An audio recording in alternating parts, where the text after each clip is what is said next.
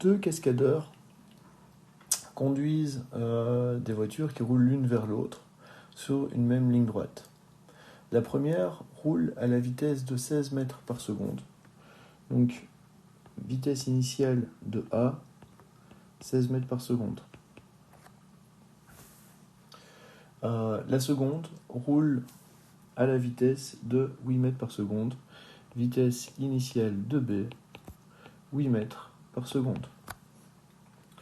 Alors, lorsque les deux voitures sont à 45 mètres de distance, donc x0a est égal à 0 mètres, x0b est égal à 45 mètres. Les deux cascadeurs appuient sur l'accélérateur. L'accélération de A est de 2 mètres par seconde au carré, tandis que l'accélération de B est de 4 mètres par seconde au carré.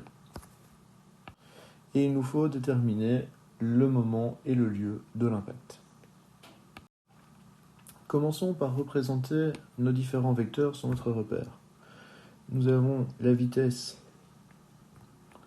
de A et la vitesse de B. Nous avons également l'accélération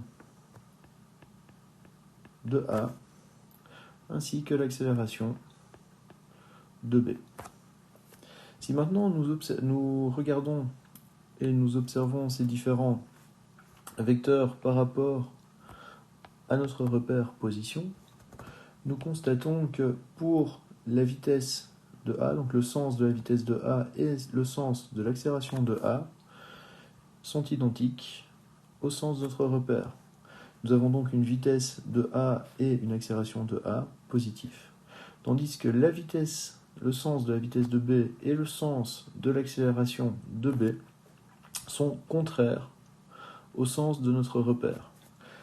Donc la vitesse de B et l'accélération de B prendront des valeurs négatives.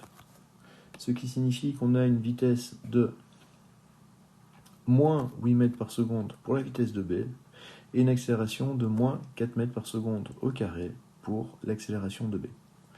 Alors, au moment de la rencontre, les deux voitures partagent la même position. Donc nous savons que XA égale XB. Ces deux voitures sont en MRUV. La formule générale du MRUV étant X est égal à X0 plus V0 fois delta T plus A fois delta T au carré sur 2. Nous savons que la position de A est égale à X0A plus V0A fois delta T plus l'accélération de A fois delta T au carré divisé par 2. XB est égal à X0B plus V0B fois delta T plus AB fois delta T au carré divisé par 2. Dans cet exercice, il n'est pas indispensable ou utile de marquer un indice au niveau des temps, puisque les deux voitures vont commencer à accélérer en même temps l'une vers l'autre et vont se percuter forcément en même temps. Les deux delta T seront identiques, donc delta TA égale delta TB. Alors, comme ils partagent la même position, nous pouvons écrire que X0A plus V0A fois delta T plus l'accélération de A fois delta T au carré divisé par 2 est égal à X0B plus V0B fois delta T plus AB fois delta T au carré divisé par 2. La position initiale de A, c'est 0. Sa vitesse initiale, c'est 16 fois delta T, plus son accélération, donc 2 fois delta T au carré divisé par 2, est égal à X0B, le point de départ de B, c'était 45 mètres, plus la vitesse initiale de B, moins 8 mètres par seconde fois delta T, plus l'accélération de B, moins 4 mètres par seconde au carré, fois delta T au carré divisé par 2. Notre équation devient donc... Alors, Nous remarquons que nous avons une équation du second degré. Nous allons donc devoir calculer le delta. Delta est égal à b carré moins 4ac.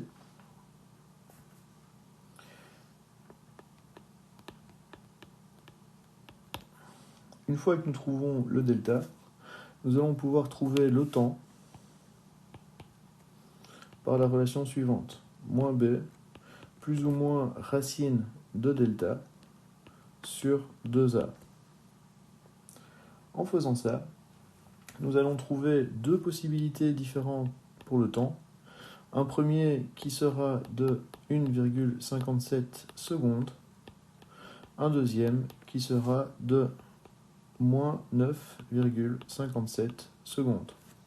Ce dernier temps est à rejeter car un delta t négatif est impossible. Une fois que nous avons trouvé le delta t, il nous suffit de venir l'injecter dans une des deux équations de la position. Ici, je vais choisir l'équation de A car c'est la plus simple pour pouvoir trouver le lieu de la rencontre. Donc x est égal à la vitesse initiale de A, 16 fois mon temps 1,57, plus 1,57 au carré, fois 2, donc l'accélération divisé par 2 qui simplifie, est égal à 27,6 mètres. Et donc le lieu de la rencontre, ce sera 27,6 mètres par rapport à l'origine de A, donc au moment où A a commencé à accélérer.